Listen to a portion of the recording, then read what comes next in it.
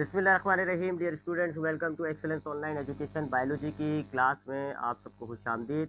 Biology में chapter number 10 kingdom animal का हमने कल की क्लास में दूसरा फाइलम पढ़ा था। थोड़ा सा उसको रिपीट करते हैं, फिर इसमें अभी थोड़ी सी बात हमारी रह गई थी तो उसको कंटिन्यू करेंगे। फिर हम फाइलम नीडेरिया, इसको आप फाइलम कॉलेंट्रेटा भी कहते हैं। एग्जाम्पल के तौर पे इसमें जेलीफिश होती है, हाइड्रा होती है जी। और जेलीफिश और हाइड्रा मैंने आपको कहा था, नेट सर्च करके आप इनकी पिक्चर्स को देख लीजिएगा।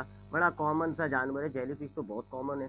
हाइड्रा शायद आपको ना नज़र आया हो। पौधे की तरह का एक गुलदान में जिस तरह पौधे होते हैं, इस तरह का एक ऑर्गेनिज्म है। ठीक है जी। वैसे मैं अगर मुझे टाइम मिला तो मैं आपको इनकी पिक्चर्स ग्रुप में सेंड कर दूंगा, आप उससे भी देख लीजिएगा इसको। तो फाइलम निटेरिया या कॉलेंट्रेटा के जो ऑर्गेनिज्म होते हैं, चूंकि ये एनिमल किंगडम से ताल्लुक रखते हैं, लिहाजा ये मल्टी सेलुलर होते हैं। इनके अंदर बहुत सारे सेल्स मौजूद होते हैं। यूकैरियोटिक होते हैं और हेटरोट्रॉपिक होते हैं। यूकैरियोटिक का मतलब है इनके न्यूक्लियस के अंदर, इनके सेल के अंदर जो न्यूक्लियस होता है उसकी मेम्ब्रेन होती है।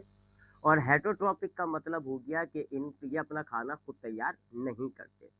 उसके बाद इनकी बॉडी के अंदर एक डाइजेस्टिव कैविटी पाई जाती है। एक खाली जगह होती है जिसके अंदर इनका फूड मटेरियल आ जाता है, उसको हम डाइजेस्टिव या गैस्ट्रोवेस्कुलर कैविटी कहते हैं। इनके अंदर हम उस कैविटी का नाम रखा हुआ है हमने कॉलेंटीरॉन।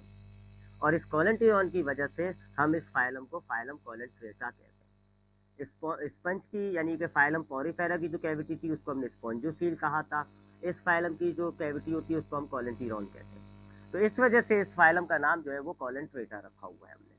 उसके बाद इसके बॉडी स्ट्रक्चर को हम देखें तो इनकी बॉडी के अंदर एक माउथ होता है, और उस माउथ के अंदर अगर आप माउथ में जाएं तो वो आपको फिर बॉडी कैविटी मिलती है, कॉलेंटीरॉन। इनके माउथ के इर्द गिर्द पतले पतले से स्ट्रक्चर्स पाए जाते हैं जिनको हम टेंटिकल्स कहते हैं। और उन टेंटिकल्स में खास किस्म के सेल्स होते हैं, नीडोसाइट्स कहा जाता है उन सेल्स को।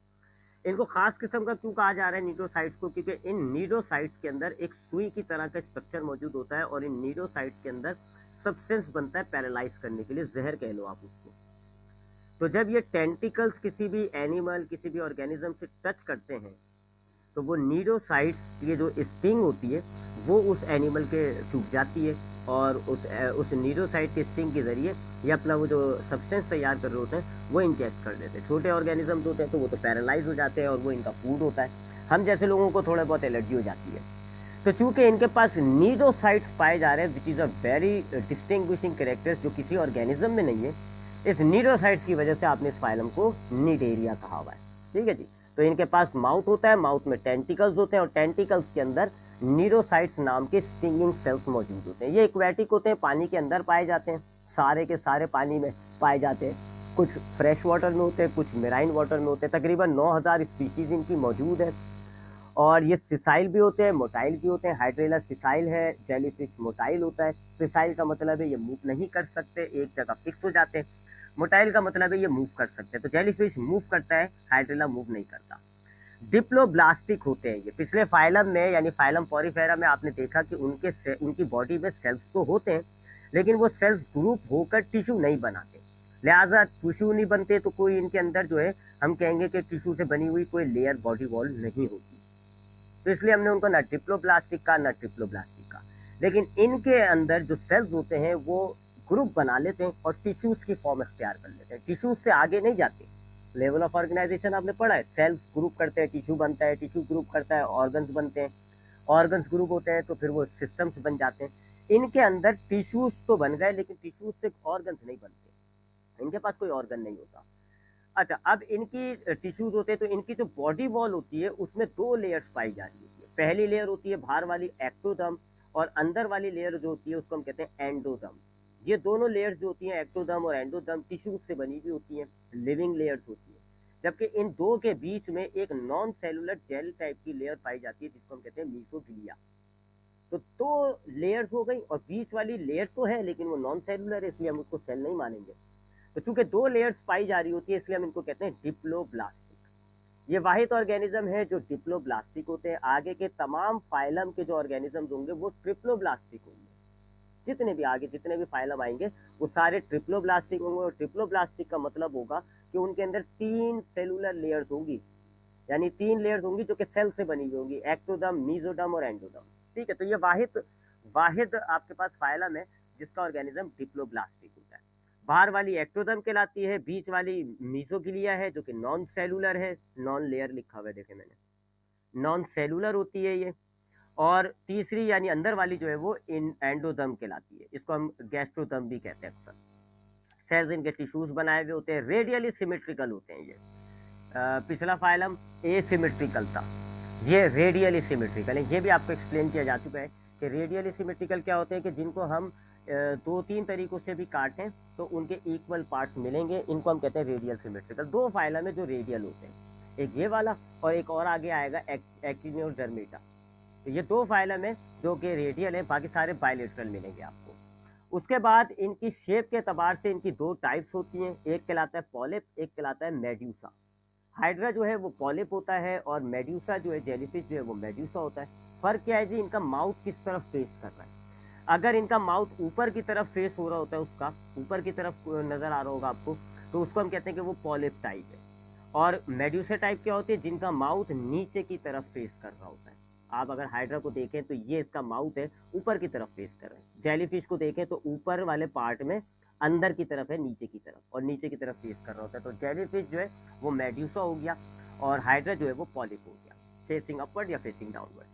उसके बाद हमने इनके सिस्टम्स के हवाले से बात की, तो टिश्यूज़ के आगे तो कुछ ऑर्गेनाइजेशन नहीं हुई है, ना ऑर्गन्स बने ना सिस्टम्स, लिहाजा इनके अंदर कोई प्रॉपर सिस्टम नहीं होता। तो फिर ये डाइजेशन, एक्सक्रीशन, रिस्पायरेशन वगैरह कैसे करते हैं। एक्सक्रीशन और रिस्पायरेशन ये डिफ्यूजन के ज़रिए करते हैं। इनकी माउथ के अंदर पानी जो होता है, इर्द गिर्द का वाटर जो होता है वो एंटर हो जाता है इनकी वेस्ट, इनकी कैविटी में आ जाता है, कॉलन टिरॉन में, और उसी पानी के अंदर इनका प्रे मौजूद होता है।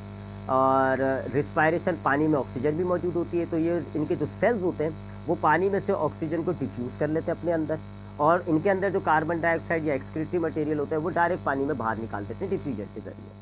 तो एक्सक्रीशन और रिस्पायरेशन के लिए कोई खास सिस्टम नहीं है, सेल डायरेक्टली पानी से ऑक्सीजन ले लेगा, कार्बन डाइऑक्साइड दे देगा, एक्सक्रीटरी मटेरियल दे देगा। जबकि डाइजेशन का मामला क्या है कि कुछ स्पेशलाइज सेल्स होते हैं जो इनके कुछ एंजाइम्स खारिज करते हैं, इनकी गैस, इनकी कैलेंटिरॉन के अंदर वो एंजाइम्स आ जाते हैं, और जो इनका प्रे होता है थोड़ा सा डाइजेशन हो जाती है, थोड़ा सा वो टूट जाता है। फिर बाकी जो डाइजेशन होती है वो इनके सेल्स उस फूड मटेरियल को अपने अंदर ले जाते हैं और फिर उसको अंदर डाइजेस्ट करते हैं। तो इनके अंदर एक्स्ट्रा सेलुलर और इंट्रा सेलुलर दोनों तरह का डाइजेशन पाया जा रहा होता है। नर्वस सिस्टम के हवाले से इनके बात करें, सिस्टम तो नहीं है इसका, नर्वस सिस्टम तो नहीं है। हाँ, कुछ इनके सेल्स जो होते हैं वो थोड़े स्पेशलाइज हो जाते हैं, नर्व वाला काम अंजाम देते हैं।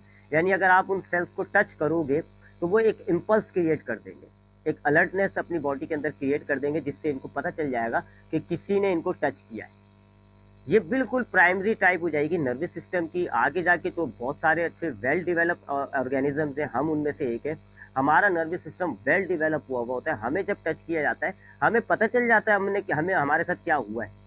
अगर हमें गर्मी बढ़ेगी, हमें बॉडी को पता चल जाएगा कि ये गर्मी का इम्पल्स है, ये देखने का इम्पल्स है, ये सुनने का, हम आइडेंटिफाई कर लेते हैं इम्पल्स को। ये आइडेंटिफाई नहीं करता, ये सिर्फ अलर्ट हो जाता है कि हाँ जिसको किसी ने टच किया, और इसका एक ही जैसे रिस्पॉन्स होता है, भागता है ये, बस इसका यही है। इसका तो नर्वस सिस्टम प्राइमरी टाइप हो गया, सिस्टम नहीं है, सिर्फ नर्व्स हैं जी कुछ प्राइमरी टाइप की। इसके अंदर दोनों तरह का रिप्रोडक्शन पाया जाएगा, एसेक्सुअल भी और सेक्सुअल भी, और इसके अंदर ऑल्टरनेशन ऑफ जनरेशन होती है। अब now that is something new. Alternation of generation ये एक ऐसा करेक्टर है जो हमने प्रोक्टोपिस्टा के अंदर अल्वा में देखा था, जो कि एक मल्टी सेलुलर एल्गी है, मल्टी सेलुलर एल्गी था जी, उसके अंदर आपने देखा था। और उसके अलावा ये एक डिस्टिंग्विशिंग करेक्टर होते हैं प्लांट्स का। दुनिया के तमाम प्लांट्स में ऑल्टरनेशन ऑफ जनरेशन पाई जाती है। आपने पिछला चैप्टर ही पढ़ा है प्लांट का, उसमें बड़ी डिटेल में देखा है। ऑल्टरनेशन ऑफ जनरेशन क्या होती है कि प्लांट की एक जनरेशन होती है स्पोरोफाइट, जो स्पोर्स बनाती है और उसमें डबल क्रोमोसोम्स होते हैं। फिर उससे जो है एक दूसरी जनरेशन पैदा होती है, गैमिटोफाइट, जिसमें आधे क्रोमोसोम्स होते हैं और वो गैमिट्स बनाती है। तो ये ऑल्टरनेशन ऑफ जनरेशन होती है कि एक जनरेशन से दूसरी नस्ल पैदा हो जाए। इंसानों में कब होता, अगर इंसान से गधा पैदा होता, गधे से फिर इंसान पैदा हो रहा होता, तो हम कहते हैं हाँ जी इंसानों में ऑल्टरनेशन ऑफ जनरेशन है, कि इंसान से गधा पैदा हुआ एक दूसरी जनरेशन, और फिर गधे से फिर इंसान पैदा हुआ एक दूसरी जनरेशन। लेकिन इंसानों में ऐसा नहीं होता है, इंसान में डायरेक्ट इंसान ही पैदा हो रहा होता है, गधे से डायरेक्ट गधा पैदा होता है, सेम जनरेशन रहती है उनकी पूरी लाइफ साइकिल में। तो एनिमल्स के अंदर ऑल्टरनेशन ऑफ जनरेशन नहीं होता, प्लांट्स में ऑल्टरनेशन ऑफ जनरेशन होता है। लेकिन ये वाहिद फाइलम है, इसके कुछ ऑर्गेनिजम्स के अंदर आपको ऑल्टरनेशन ऑफ जनरेशन मिलेगा। ये दो जनरेशन होंगी उनकी, पॉलिप और मेडूसा। इस फाइलम में कुछ ऐसे ऑर्गेनिजम्स हैं, बहुत सारे हैं, इस फाइलम के कुछ ऐसे ऑर्गेनिजम्स हैं जो अल्टरनेशन ऑफ जनरेशन शो करेंगे। क्या शो करेंगे? अल्टरनेशन ऑफ जनरेशन, यानी कि अपनी एक जनरेशन से दूसरी जनरेशन को पैदा करेंगे और फिर दूसरी जनरेशन से अपनी पहली वाली जनरेशन पैदा करेंगे। मिसाल के तौर पे हाइड्रा जो है वो अल्टरनेशन ऑफ जनरेशन शो करता है। हाइड्रा जो है स्टार्टिंग में ये पॉलिप होता है, ये हाइड्रा है, ठीक है जी, ये हाइड्रा बना लिया हमने। ये क्या है जी? ये पॉलिप है, इसका माउथ ऊपर की तरफ है तो ये क्या हो गया? पॉलिप हो गया। अब ये अपने अंदर से दो मेड्यूसा पैदा कर देगा, यानी कि जेलीफिश की तरह का। ये बना लेते हैं हम, एक ये हो गया मेडूसा और ये एक ये मेड्यूसा हो गया। ये अपने अंदर से क्या पैदा कर रहा है? मेड्यूसा पैदा कर रहा है। ये पैदा करता है ए सेक्सुअल मेथड से, यानी कोई गैमेट्स इन्वॉल्व नहीं होते, इनके कुछ सेल्स डेवलप करते हैं, ग्रोथ करते हैं और मेड्यूसा के अंदर कन्वर्ट हो जाते हैं। तो ये ए सेक्सुअली हुआ है, ठीक है जी, याद रखिएगा, कोई गैमेट्स नहीं बने। तो पॉलिप है जी hydra, which is a hydra, hydra is a polyp.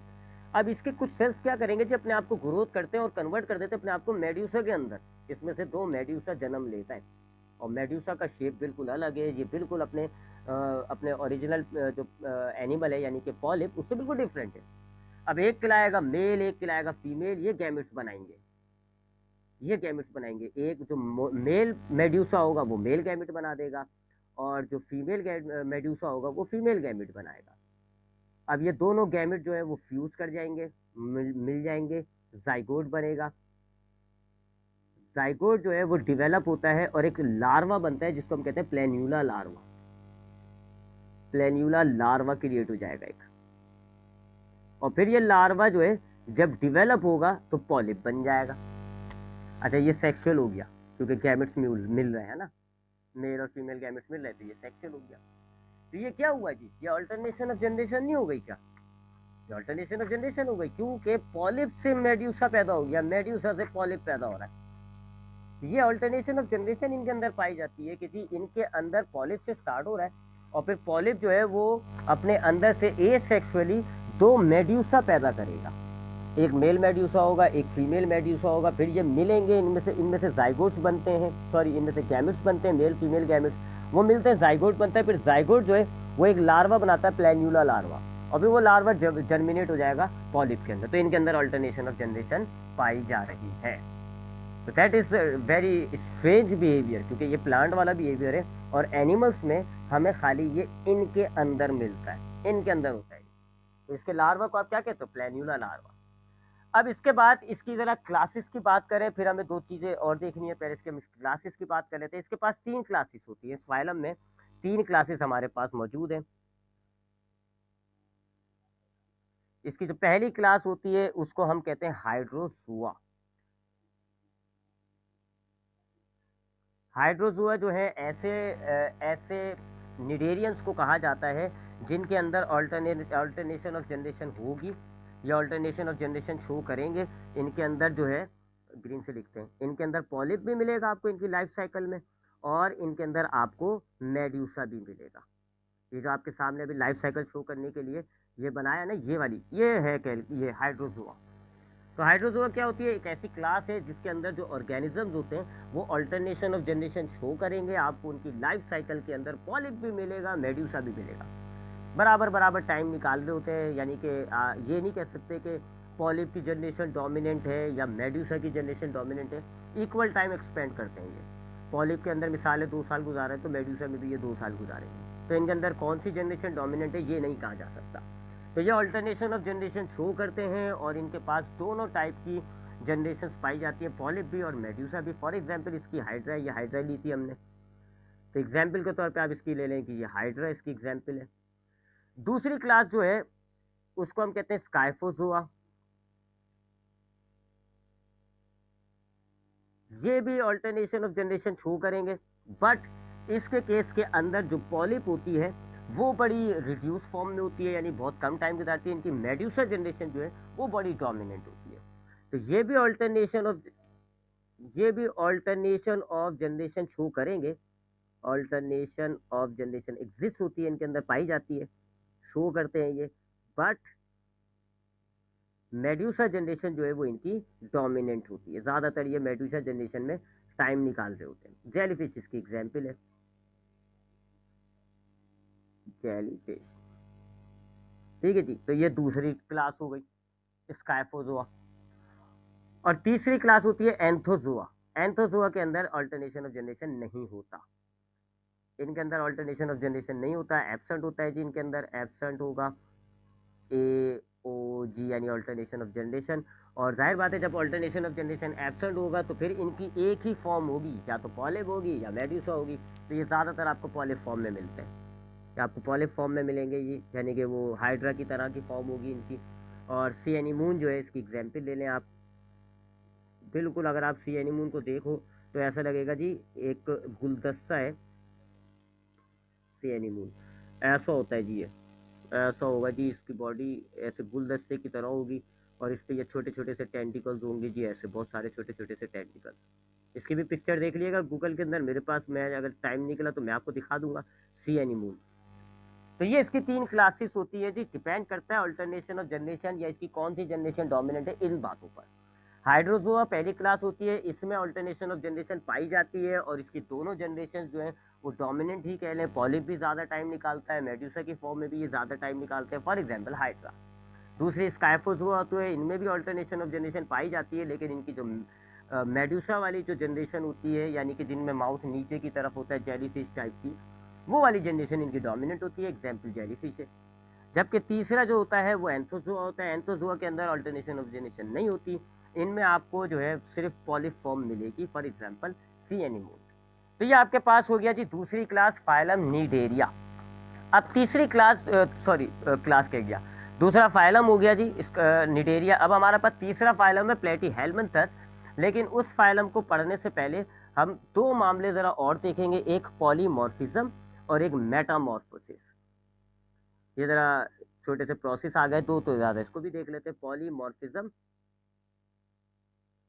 और मेटामॉर्फोसिस। पॉलीमॉर्फिज्म क्या होता है?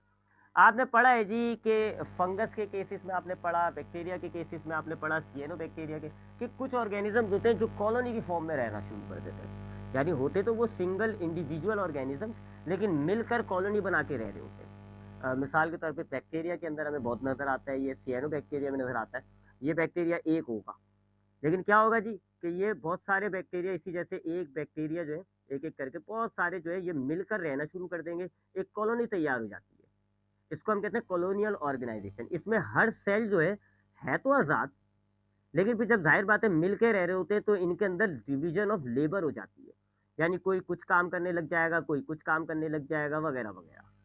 ये कॉलोनी हो गई है, कॉलोनी। ये मल्टी सेलुलर से अलग होता है। मल्टी सेलुलर क्या होते हैं जी, इसके अंदर सेल ग्रुप हो जाते हैं और अगर आप हर सेल को अलग कर दो वो सर्वाइव नहीं कर सकता, वो खत्म हो जाएगा, मर जाएगा।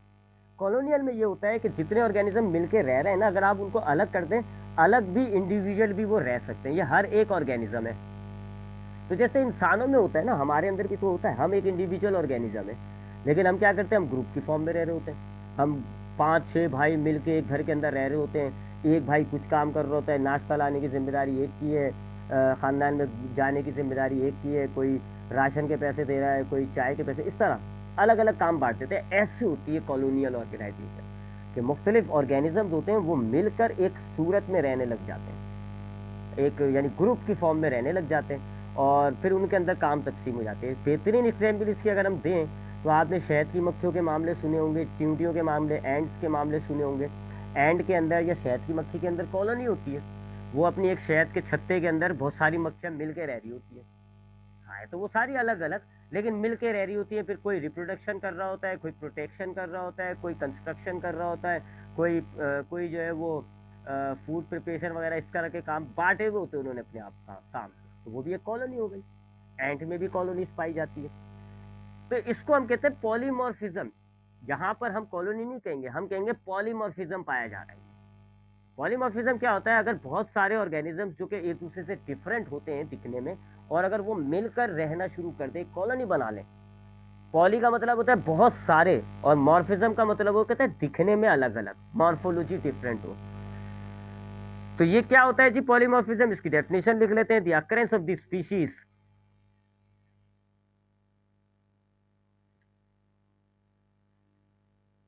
occurrence of species of two or more type, two or more morphologically, यानी मॉर्फोलॉजी का मतलब होता है दिखने में, अपेयरेंस, एंड फंक्शनली, और काम भी मैंने आपको बताया ना, काम बांट लेते हैं तो काम भी अलग अलग हो जाते हैं, डिफरेंट फंक्शंस लिख देते हैं। तो ये जो कॉलोनी तैयार होती है इस प्रोसेस को हम कह रहे होते हैं पॉलीमॉर्फिज्म। ठीक है, तो पॉलीमॉर्फिज्म क्या होता है, अगर बहुत सारे मुख्तलिफ स्पीशीज़ होती हैं जिनकी बनावट अलग होती है, दिखने में अलग होते हैं, उनके काम भी अलग होते हैं, और वो मिलके एक कॉलोनी बना लेते हैं, तो इस चीज़ को आप कह रहे होते हो पॉलीमॉर्फिज्म। और इस पॉलीमॉर्फिज्म में जो हर एक ऑर्गेनिज्म होता है उसको हम कहते हैं फिर जूआइड्स।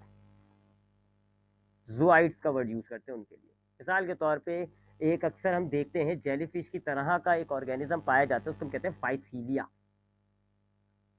फाइसीलिया कहते हैं हम, जेलीफिश की तरह होता है जी। इसकी भी मैं इंशाल्लाह कोशिश करूंगा कि पिक्चर सेंड करूँ, ऐसा होता ही है। ठीक है, आपकी बुक में भी होगी इसकी डायग्राम, देख लिएगा, बुक में भी शायद पाई जाए, मुझे एग्जैक्ट याद नहीं है बुक में है या नहीं।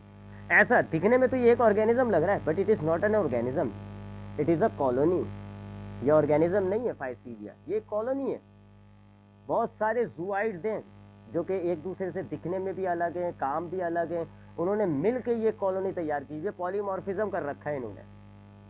तो ये एक ऑर्गेनिज्म नहीं होता है फाइसीलिया, ये कॉलोनी होती है, और इस कॉलोनी बनाने के प्रोसेस को हम क्या कह रहे होते हैं, पॉलीमॉर्फिज्म। तो फाइसीलिया के अंदर जो हमारे पास जूआइड्स पाए जा रहे होते हैं वो तीन किस्म के होते हैं, गैस्ट्रोजोइड्स, गोनोजोइड्स और डैक्टिलियोजोइड्स। मैं नाम लिख देता हूँ। एक होते हैं गैस्ट्रोजोइड्स, गैस्ट्रो का मतलब होता है डाइजेशन, ये डाइजेशन का काम कर रहे होते हैं, ये अपनी कॉलोनी के अंदर खाना तोड़ना, डाइजेशन का प्रोसेस कर रहे होते हैं, ये इनका काम होता है। एक होते हैं गोनोजोइड्स, गोनो गैमेट से निकला है, ये रिप्रोडक्शन का काम कर रहे होते हैं। इनका काम क्या होता है, रिप्रोडक्शन, पैदावार, ये अपनी क्वांटिटी बढ़ा रहे होते हैं, अपनी कॉलोनी को इंक्रीज कर रहे होते हैं इस तरह। और एक होते हैं डिक्लियोजोइड्स,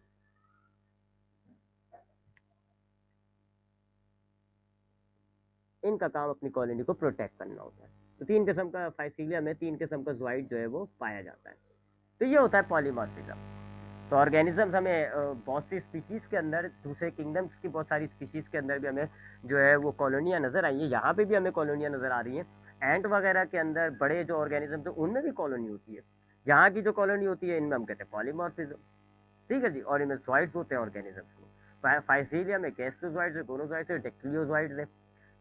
ठीक है जी, उसके बाद आते हैं एक और छोटी सी चीज़ हमें समझनी होगी, फिर हम नेक्स्ट फाइल हमको स्टार्ट करेंगे, मेटामॉर्फोसिस। मेटामॉर्फोसिस क्या होता है, यहाँ पे भी वर्ड देख लीजिए, मॉर्फो आ रहा है। ठीक है, यहाँ पे भी मॉर्फो वर्ड आ रहा है। मॉर्फोलॉजी, मॉर्फो का मतलब होता है मॉर्फोलॉजी, यानी अपेयरेंस, दिखना, किस तरह दिख रहा है, किस तरह का अपेयरेंस आ रही है, मॉर्फोलॉजी।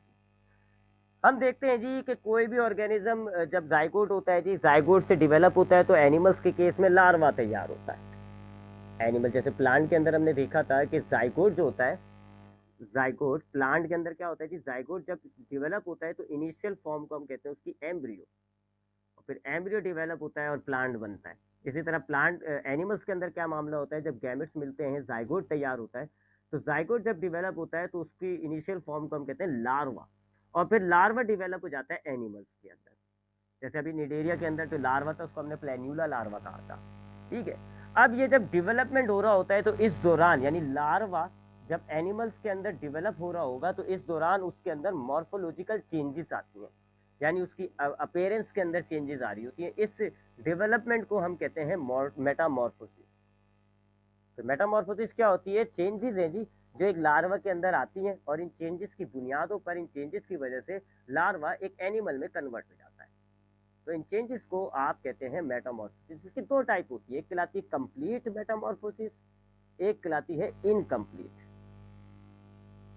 है तो मेटामॉर्फोसिस, यानी कि दोनों के अंदर लार्वा चेंज होगा, एनिमल में कन्वर्ट हो जाएगा।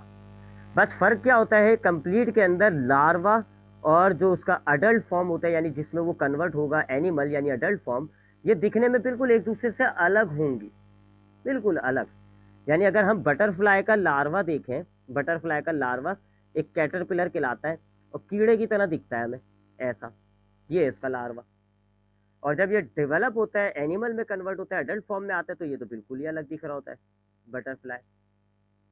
तो अब हम यहाँ क्या देख रहे हैं, चेंजेस हो रही हैं, मेटामॉर्फोसिस हो रही है, चेंजेस हो रही हैं, और इस चेंजेस की वजह से लार्वा डेवलप हो रहा है एनिमल्स के अंदर। लेकिन ये चेंजेस कुछ इस तरह की हैं, ये मेटामॉर्फोसिस कुछ इस तरह की है कि लार्वा मुकम्मल तौर पर तब्दील हो गया, उसकी पूरी मॉर्फोलॉजी तब्दील हो गई, वो पूरा दिखने में अलग हो गया है। ऐसी मॉर्फोसिस को हम कहते हैं कंप्लीट मेटामॉर्फोसिस। ठीक है, बटरफ्लाई के अंदर होता है ये, आपको आपको ये इसमें भी मिलता है। हमें ये जो आपका पीछे गुजरा है फाइलम निडेरिया, इसका भी मेटामॉर्फोसिस देखो तो कैसा था, प्लेनुला लार्वा ऐसा होता है, ऐसा होता है प्लेनुला लार्वा। और जब वो डिवेलप हो रहा है तो हाइड्रा ऐसा दिख रहा है आपको, अडल्ट फॉर्म उसकी बिल्कुल ही डिफरेंट है। तो इसकी भी मेटामॉर्फोसिस क्या हो गई, कंप्लीट हो गई। जबकि इनकम्प्लीट मेटामॉर्फोसिस क्या होती है, ऐसी मेटामॉर्फोसिस जिसमें लार्वा डेवलप होगा एनिमल के अंदर, और इन दोनों की मॉर्फोलॉजी बिल्कुल सिमिलर होगी, बस साइज में छोटे होंगे। यानी ये दिखने में एक जैसे होंगे, सिर्फ साइज में छोटे होंगे। अगर आप इंसान को देखो, इंसान का बचपन देख लो आप, और इंसान का अडल्ट देख लो, एक ही जैसे होते हैं। अगर हम कॉकरोच को देखें, लाल बेग, सेकेंड ईयर में आपका दोस्त होगा जी, आपने उसको डायसेक्ट करना होगा। तो लाल बेग की अगर आप छोटी फॉर्म देखें तो ऐसा होता है जी, बिल्कुल छोटा सा होता है जब वो लार्वा है। अब जब वो अडल्ट बनता है तो बड़ा हो जाएगा, साइज बढ़ जाएगा, लेकिन उसकी फॉर्म जो है, मॉर्फोलॉजी जो है, दिखने में बिल्कुल लार्वा की तरह दिख रहा होता है। इसको हम कहते हैं इनकम्प्लीट मेटामॉर्फोसिस। तो मेटामॉर्फोसिस क्या होती है, changes due to which larva develop into animals. वो तब्दीलियां मॉर्फोलॉजी के अंदर, उसके दिखने के अंदर, वो चेंजेस जिसकी वजह से वो अपना लार्वा डेवलप होकर एनिमल में कन्वर्ट हो जाते हैं, इसको हम कहते हैं मेटामॉर्फोसिस। दो टाइप की होती है। अगर आपको मेटामॉर्फोसिस के दौरान लगता है कि जी लार्वा और एनिमल जो है वो बिल्कुल एक दूसरे के अलग अलग है, बिल्कुल उनकी मॉर्फोलॉजी बिल्कुल ही डिफरेंट है, लार्वा अलग दिख रहा है, एनिमल अलग दिख रहा है, कंप्लीट कहते हैं। और अगर हम देखते हैं कि जी लार्वा और एनिमल दिखने में एक जैसे, सिर्फ साइज का फर्क है, लार्वा छोटा है, एनिमल बड़ा है, तो फिर हम कहते हैं कि इसको ये इनकम्प्लीट मेटामॉर्फोसिस है। तो ये मेटामॉर्फोसिस और पॉलीमॉर्फिज्म के साथ आपका ये दूसरा फाइलम जो है ये कंप्लीट हो जाएगा। अब हमारे पास है जी थर्ड फाइलम, इसका नाम है फाइलम प्लेटीहेल्मिन्थस।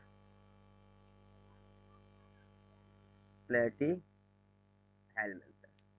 इस फाइलम को हम फ्लैट वॉर्म्स भी कहते हैं। ठीक है, इस फाइलम को हम फ्लैट, इस फाइलम के जो ऑर्गेनिजम्स होते हैं उनको हम फ्लैट वॉर्म्स भी कहते हैं। ठीक है, फ्लैट मतलब होता है चपटा, यानी कि आपका कागज देखें आप, आपका कागज फ्लैट होता है, चपटा है। टेप जो होता है, टेप जो होते हैं हमारे जो चिपकाने के टेप काम आते हैं, या नोट जो होते हैं हमारी करेंसी के नोट होते हैं, या एक अगर हम नॉर्मल से कपड़ा ले लें, ये सब फ्लैट होते हैं जी, चपटे चपटे, यानी इनकी थिकनेस ना होने के बराबर होती है, बिल्कुल पतले से होते, कोई थिकनेस नहीं होती है, इनको कहते हैं हम फ्लैट। ये फ्लैट और वॉर्म कहते हैं जी, जिनकी तरह लंबी लंबी सी बॉडी होती है, सिलेंडर टाइप की लंबी लंबी सी बॉडी होती है, उनको हम कहते हैं वॉर्म्स। आपने अक्सर आप ज़मीनें खोदते हैं तो आपको कुछ उसमें से वॉर्म्स नज़र आ रहे होते हैं। इवन कि ये जो कैटरपिलर हमने अभी ऊपर देखा, बटरफ्लाई का जो लार्वा था, इसको भी आप वॉर्म कहोगे, क्योंकि इसकी भी बॉडी जो है वो सिलेंड्रिकल है, लंबी लंबी सी।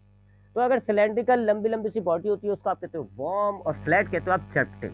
ये ऐसे फाइलम प्लेटीहेल्मिन्थस के जो ऑर्गेनिज्म होते हैं, ये ऐसे ऑर्गेनिज्म होते हैं कि इनकी बॉडी बिल्कुल कागज़ के टेप की तरह, कागज़ की तरह चपटी होती है, लंबी होती है, सिलेंड्रिकल होती है।